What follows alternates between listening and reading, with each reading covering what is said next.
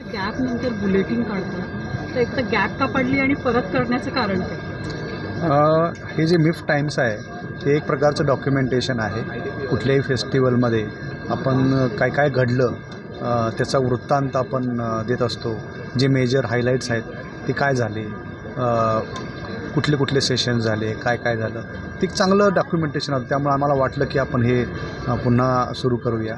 त्यामुळं आज, उद्या आणि परवा 3 दिवस आपण हे जे मिफ टाइम्स हे जे न्यूजलेटर आहे ते आपण करत आहोत. ओके, पण गॅप का घेतला? म्हणजे आधी पण फेस्टिवल झाले तेव्हा गॅप का मध्येच बंद घेतला केलं? तर मला काय माहीत नाही कशाबद्दल काय झालं काय, पण आम्हाला वाटलं की चांगलं एक डॉक्युमेंटेशन आहे. जसं मी म्हटलं तसं की याच्यामुळं काय होतं की काय काय प्रोग्राम घडले, आणि हे तर दोन्ही आहेत. हे प्रिंटच्या स्वरूपात पण असेल आणि ऑनलाईन पण असेल, मीडियम ऑनलाईन पण डिजिटल स्वरूपात पण असेल. त्यामुळं हे एक कधीही आपण तुम्हाला ते पाहता येईल.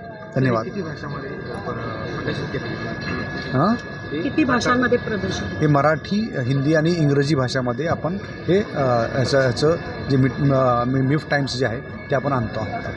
सर, मीफला आता 2 दिवस शिल्लक राहिले. कसा प्रतिसाद पाहायला मिळाला तुम्हाला तुमच्या नजरेतनं? खूप चांगला प्रतिसाद आहे. मुख्यतः तरुण वर्गाचा प्रतिसाद खूप आहे. आणि आमचे जे मेन कॉम्पिटिशन सेक्शन जे आहेत त्याच्यामध्ये तर हॉल सगळे पूर्ण भरलेले आहेत. त्याच्याबरोबरच ऑस्करचा जो स्पेशल पॅकेज, अशा काही काही बऱ्याच भागामध्ये खूप चांगला प्रतिसाद मिळालेला आहे.